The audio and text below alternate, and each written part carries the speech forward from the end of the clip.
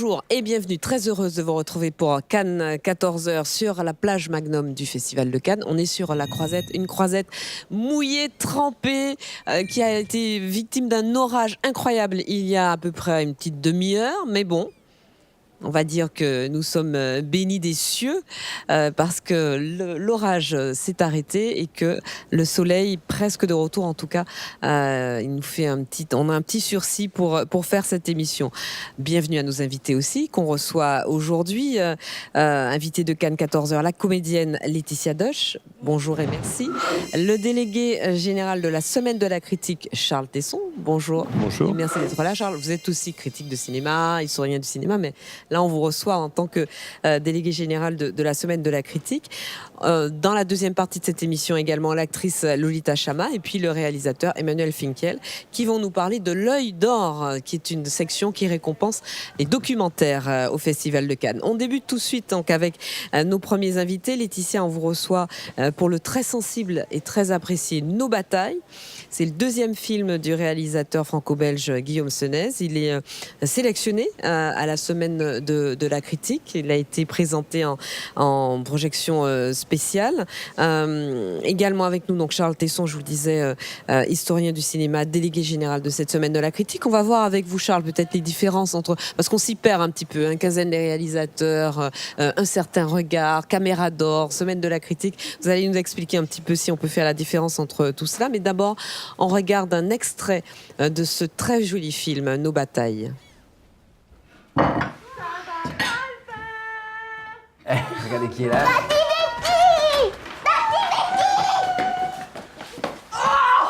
Oh mon Dieu! Ah bah d'accord, je t'ai pas assez chargé moi. Et dis donc, ils sont passés où tes cheveux toi? On était coupés. Ça va bien? Ouais. Ça va, petit? Oui. Salut. Et bonjour. Alors, tu vas bien? Ouais. Bon, alors celle-là, on va la mettre à la poubelle. Non. Tu veux un truc à boire? Ah, je viens un J'ai petit du jus. jus. Ah bah Ah voilà. bah voilà. Qui c'est qui veut regarder s'il n'a pas un petit cadeau qui l'attend? En fait, c'est pas aujourd'hui. De quoi? Bah, mon anniversaire. Oh là là. Ah bah non, je te donne C'est pas. pas Alors, grave, je donne- c'est Elliot. Tu veux un Alors. petit truc à manger? Ah, je veux bien. J'ai du fromage, du pain, un sandwich quoi. Oui, voilà. C'est vrai cadeau. Ça, c'est pour papa. Trop bien. Merci, tiens. Pour moi, c'est Alors moi je te donne ça. celui-là. C'est Qu'est-ce que c'est ton truc là? C'est pour les adultes? Comment ça se fait? Je m'en trompe pas. C'est quoi ça? Ça, c'est un très... Ah génial! Regarde Elliot. Non, mais tu sais, on dit Tati, heureux jeu, Tati, malheureux maman, je dis maintenant faut y aller. Tati. C'est quoi ça? C'est quoi ça? Oui, alors bon, il y avait plein de choses, plein de questions là. Donc ça, c'est les mains du magicien, c'est pour dans quelques C'est jours. quoi magicien? Et ça, C'est quoi magicien? Perdu! attends un petit peu, tu attends quelques jours, tu sauras. Laetitia Doche, l'accueil, je le disais, est très favorable pour Nos batailles. C'est un film sensible et délicat dans lequel Romain Duris campe un père brusquement quitté par sa femme, sans explication, et qui devra faire face à la fois au chagrin, à l'incompréhension, à la colère et à ses responsabilités de père, à tout ce qui se disloque autour de lui dans sa vie. Moi, je me suis dit, mais finalement, ce film, c'est un film féministe. Ah, mais ça me fait plaisir que vous disiez ça parce que vous avez raison. Vous avez un père, effectivement, qui se retrouve sans femme. Mhm. Et autour de lui, les personnages féminins sont des personnages très indépendants. Justement, cette femme qui le quitte, on ne sait pas pourquoi, mais sûrement parce que son rôle de femme ne lui convient pas dans ce cadre-là. Il y a sa mère, sa sœur, Laure Calamy, qui est une syndicaliste très engagée. C'est des femmes qui ont un sens à leur vie très fort, qui est indépendant des hommes. Et effectivement, je pense que Guillaume Senez se questionne beaucoup sur cette question-là. Quelle est la place de l'homme aujourd'hui? Comment est-ce qu'il peut revivre en respectant une femme? Comment faire? Il met plein de schémas en œuvre dans ce film. C'est aussi un des sujets du film. Il y en a beaucoup. Et vous-même, la sœur, donc Oui. très, très indépendante et en même temps très, très impliquée, très bouleversée par ce qui se passe. Bah oui, c'est bouleversant de voir son frère perdu comme ça. Mais il y a quelque chose qui est beau aussi, que c'est des personnages de femmes très indépendantes, mais très seules. Toutes, elles sont très seules. Et ça montre aussi quelque chose, je trouve, de la difficulté d'être une femme peut-être Libre. puissante aujourd'hui, parce qu'on est aussi confronté beaucoup à la solitude. Et ça, c'est effectivement assez, D'ailleurs, l'homme aussi. Hein, est assez très seul. surprenant de voir à quel point le metteur en scène a saisi cette dimension de solitude des femmes libres. Et effectivement, vous m'ôtez les mots de la bouche, il nous montre à quel point finalement, quand cet homme presque se met dans la peau d'une femme, même s'il n'y a pas de rôle catégorisé, mais en tout cas dans son couple tel qu'il fonctionnait, la mère avait un rôle, lui il avait un rôle, et finalement quand il se met dans le rôle aussi à la fois de père et de mère, et bien finalement il est également confronté à de la solitude. Oui, c'est vrai, et se mêle à ça aussi la solitude de manque de sens dans le travail. C'est quelqu'un qui dirige une équipe dans une société un peu genre Amazon, et qui est aussi syndicaliste, et tout d'un coup, si vous voulez, c'est le drame intime dans aussi un drame social qui est des choses qui sont très difficiles autour de lui. Il a du mal à agir, il voit des gens qui sont virés, qui se suicident à cause de ça. Donc tout est mélangé, la situation privée, la situation professionnelle. C'est un film d'amour aussi. Oui, de l'amour des enfants. Et l'amour entre les êtres. On a l'impression, Oui, j'ai l'impression dans ce film que finalement, on n'arrive pas à parler à ceux qu'on aime. On n'arrive mieux à parler et à être franc et à être direct avec ceux qui n'ont pas beaucoup d'importance. On n'arrive pas à parler à ceux qu'on aime, à tel point qu'à un moment du film, au moment du Paradis Blanc, finalement, il vaut mieux se taire que parler. Vous avez raison, c'est vrai que ce sont des familles où les gens se taisent, mais c'est finalement, je pense que c'est très, très souvent le cas. Oui. C'est la deuxième fois que vous interprétez un rôle dans un film de Guillaume Sénès. C'est son deuxième film. Sa façon de travailler, alors j'ai lu qu'il écrit très précisément les dialogues, qu'il prépare évidemment très précisément ses tournages et son film, mais il ne vous avertit qu'au tout dernier moment du contenu de vos textes. On reçoit 3 pages de scénario, c'est tout, donc 3 pages de l'histoire, on ne sait rien d'autre. Et ça nous permet de vraiment s'accrocher les uns aux autres, aussi aux objets, aux décors, et pour faire ressurgir de la vie. Et lui, grâce au dialogue qu'il a écrit, nous manipule, c'est son rôle, pour nous nous amener petit à petit vers le scénario. Oui, c'est ça qu'il fait.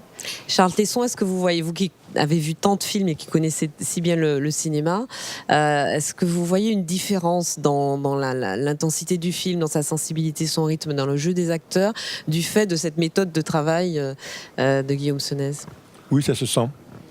Parce qu'il y a toujours un mystère dans les films sur savoir jusqu'à quel point c'est contrôlé, jusqu'à quel point le metteur en scène cherche à susciter un moment dans lequel le comédien peut avoir une marge de jeu, au sens comme les pièces qui ont du jeu. Et on sent que dans le film, il s'est passé quelque chose avec les comédiens, avec la scène avec Laetitia et Romain Duris, qui est absolument extraordinaire. On la sent à la fois très très écrite par rapport à ce qu'elle dit du personnage, de la figure du père, etc. Donc ça rend dans une dramaturgie très pensée, puis en même temps la scène est entièrement libre. Et les films qui arrivent à tenir ce grand écart, ce qui pourrait paraître spontané, une grande liberté et une grande rigueur dramatique, c'est ce qui fait, je trouve, la force du film.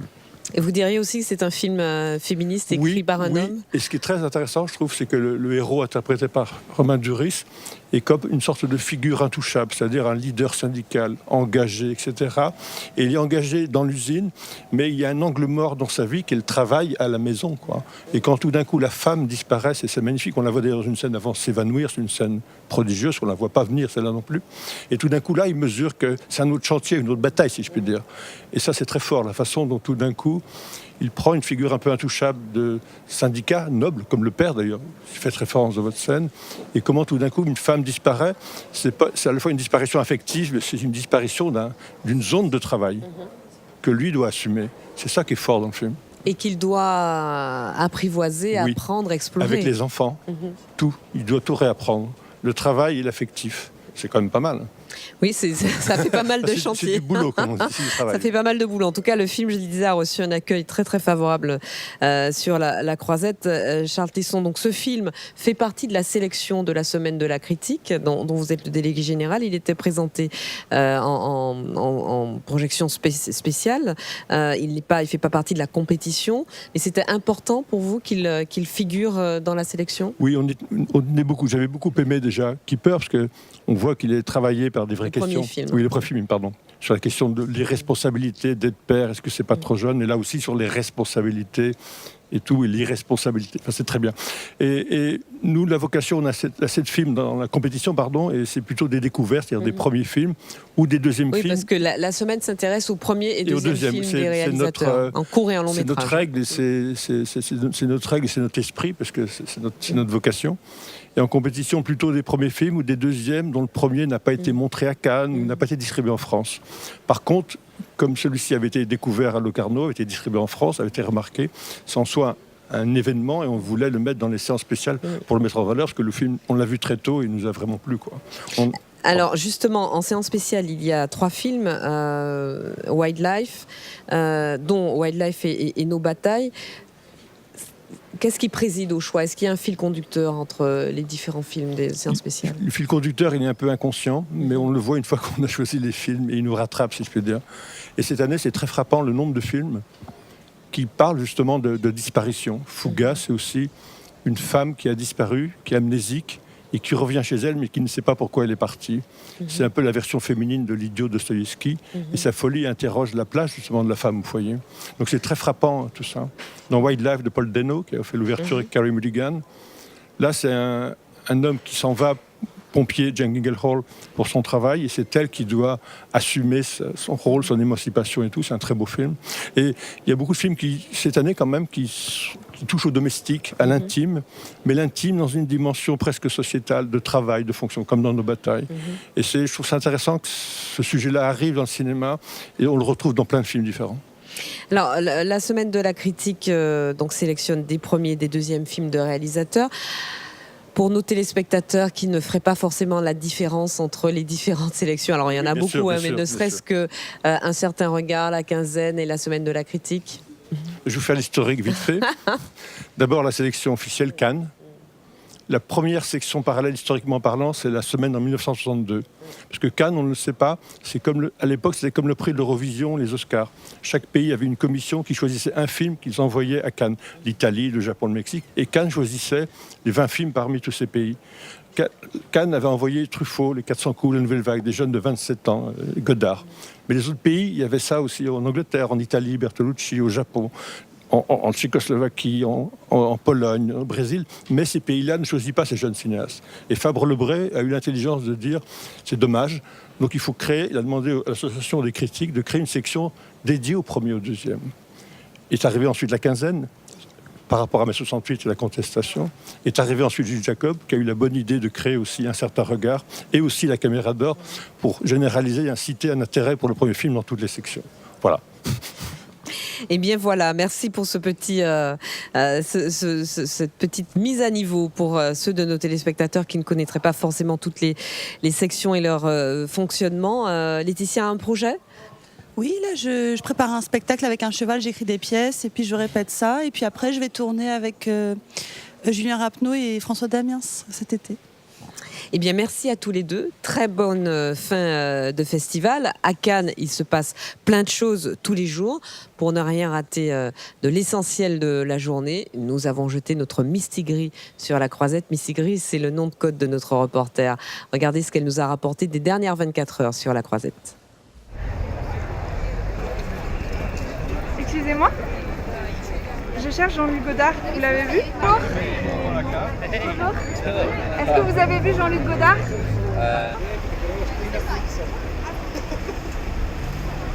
Est-ce que vous avez vu Jean-Luc Godard? Non. Non. Je le cherche. Vous pensez qu'il sera là? Peut-être. Bah allez voir. Est-ce que vous avez vu Jean-Luc Godard? Et non, il va faire tout en FaceTime, il reste dans l'hôtel. Regardez, il est là sur l'image, on le voit, il est là.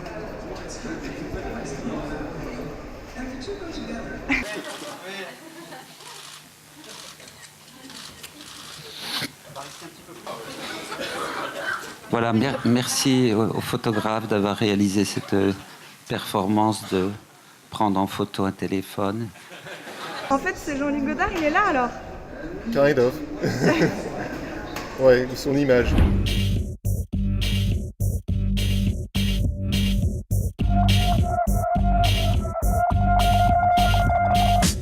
Il est temps que toutes les marges de notre industrie nous soient accessibles. Allons-y. C'est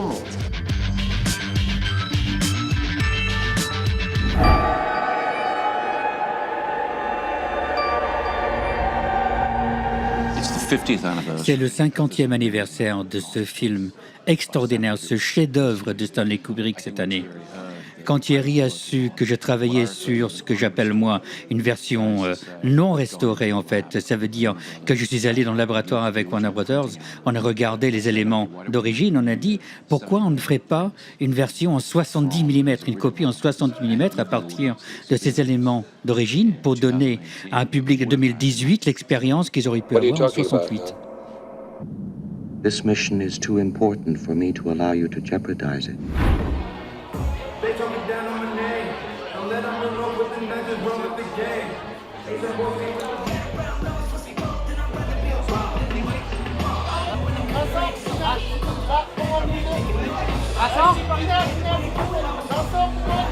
Pour la ligue.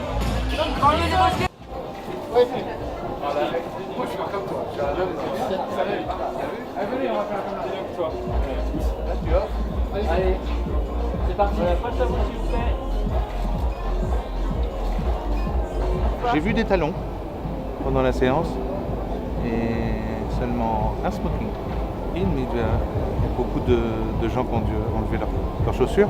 C'était mon cas. Deuxième partie de Cannes, 14h ce dimanche. Nous recevons le réalisateur Emmanuel Finkiel, bonjour. Président du jury de l'Œil d'Or cette année à Cannes, et l'actrice Lolita Chama, bonjour. Bonjour. Vous êtes membre du jury de l'Œil d'Or. Cette année, c'est une sélection qui récompense les documentaires projetés à Cannes. Le prix du meilleur documentaire a été créé en 2015, Emmanuel Finkiel. Ça veut dire que vous voyez tous les documentaires projetés dans les différentes sélections du festival. Les sélections et les différentes sections, c'est ce qui s'appelle transversal. Et c'est d'ailleurs assez passionnant parce qu'on voit des documentaires forcément issus de choix différents, de personnes différentes, et ça fait du bien.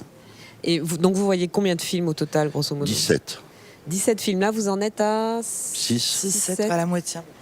Est-ce qu'il y a... Pas la moitié. Non, 6, je dirais. Est-ce qu'il y a une tendance qui se dégage, Lolita Chama ? Une tendance dans Vous avez l'impression qu'il y a un thème qui revient dans les documentaires ? Alors c'est marrant, oui, ce matin en voyant un, je me suis dit qu'il y avait un thème qui revenait un peu, c'était la guerre. Quand même, enfin voilà, je me suis dit qu'il y avait pas mal de films autour du thème de la guerre ou des conflits. Voilà, peut-être que ça va changer maintenant dans les films qu'on va voir, et c'est passionnant. Alors dans les 7 films que vous avez vus, il y a quel type de film ? Vous avez vu le documentaire sur le pape là déjà, par exemple ? Non, pas encore. Ce soir. Tout à l'heure. C'est oui. ce soir. Écoutez, on a vu ce grand film long, Les âmes mortes, et on a vu un film sur Gaza. On a vu le film de Godard. On a vu 2-3 films à ciné classique. Un sur Bergman, un autre sur Jane Fonda, un autre sur Alice Guy. Voilà. Donc on peut pas dire encore avec ce qu'on a vu. Je peux pas vous répondre vraiment. On peut pas encore vraiment savoir s'il y a une tendance précise. La tendance ou quoi. Ce sont des films qui finalement sont très très différents. Et vous allez devoir en récompenser un. C'est ça. Alors, bon, sans faire de favoritisme, ce Godard qui divise comme d'habitude. Si Godard ne divisait pas sur La Croisette, ce ne serait plus Godard. On a entendu tout et son contraire à propos du film. Il est irregardable, c'est encore un très grand film, c'est de la poésie, c'est pas du cinéma. Quel est votre avis ? Je ne peux pas vous dire des choses, puisque normalement il est dans ce qu'on doit juger. Je ne sais pas comment on peut faire pour juger un film de Godard. Mais bon, moi j'écoute pas ce qui se dit. Parce que ça divise, mais moi je suis tout seul, je suis pas divisé, je suis pas clivé. Vous avez un jury. Donc si les autres sont divisés, voilà, on va en discuter.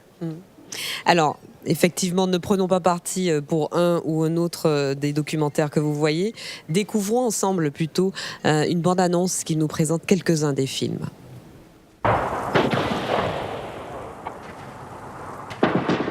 Adrenaline's thumping like hell. You're stressed out to hell. And there's fear, adrenaline pumping everything, and bang, you kill very, very easily and very, very quickly. But the problem, I think, is when the war ends and that pressures have gone away, then it's very hard to live with what you've done. For the first time in history, the Pope opens his doors to address the questions and issues we face together as a leader whose faith inspires the world. I have the distinct honor of presenting to you Pope Francis of the Holy See.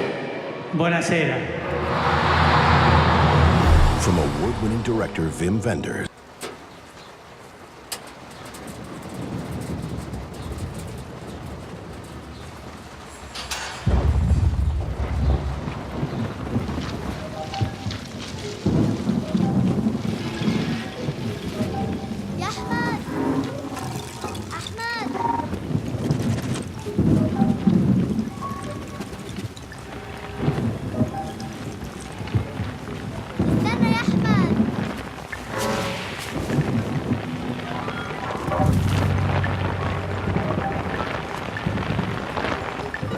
Petite sélection donc de 3 sections différentes sur lesquelles vous devez arbitrer. Est-ce que le documentaire, c'est un genre qu'en tant que cinéaste, qui est un genre qui vous inspire ? Écoutez, j'ai pas attendu d'être là pour le dire quand on me posait la question. Je pense que le documentaire est avant toute fiction. Je parle pas d'une hiérarchie, je parle dans le geste cinématographique. Dès que vous faites un plan, il y a l'acte documentaire qui est quelque part là. Voilà, donc c'est plus qu'une inspiration. Ça constitue le cinéma.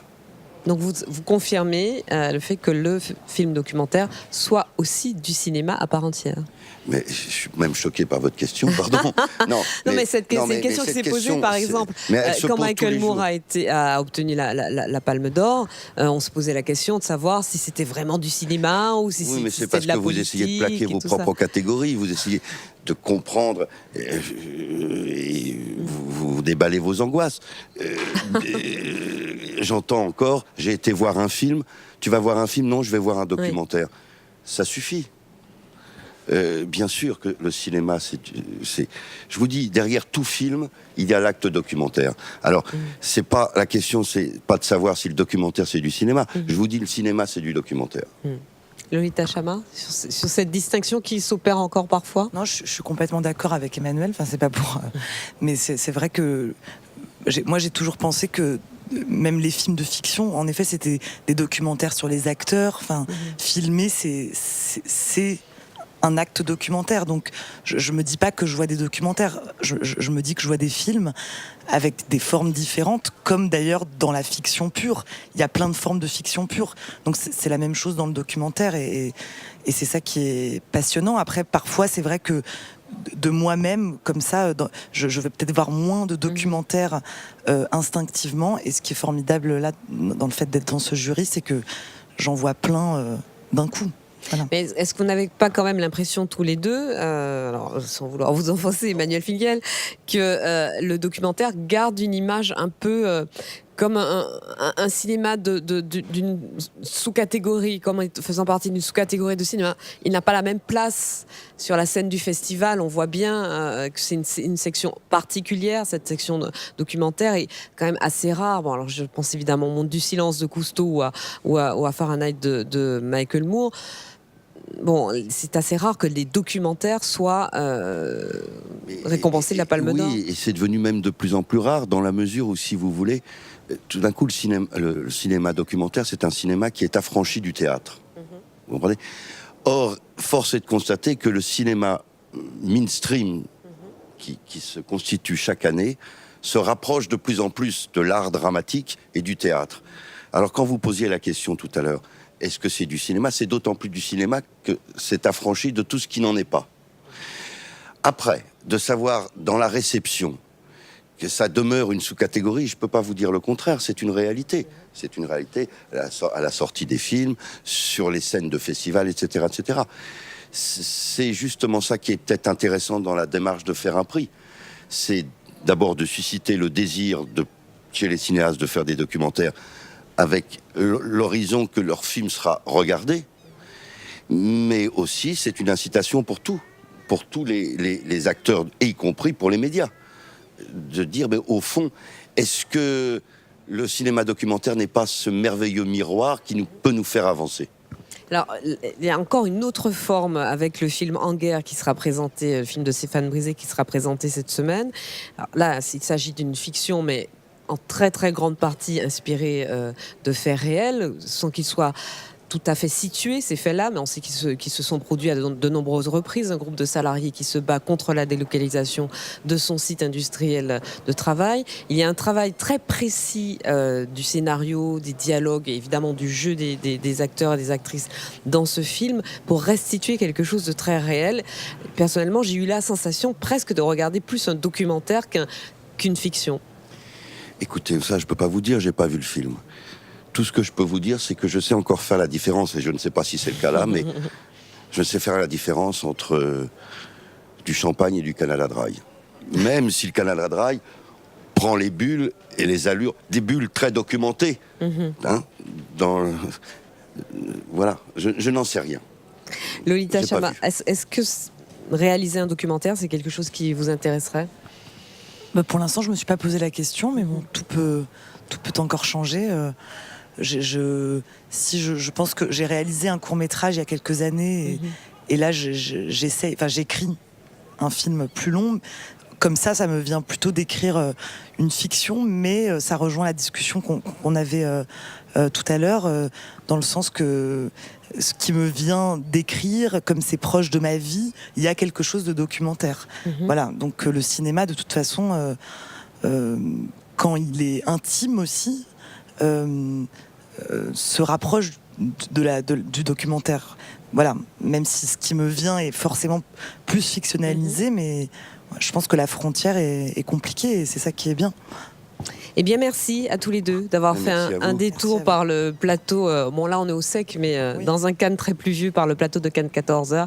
On se quitte ici pour Cannes 14h aujourd'hui. On se retrouve demain avec le même plaisir sur Altis TV à partir de 20h et sur le site dicinéma.com le lendemain de la diffusion. Excellente soirée à vous. À demain. D'ici là, nous, on va voir des films et se mettre au sec aussi. Merci.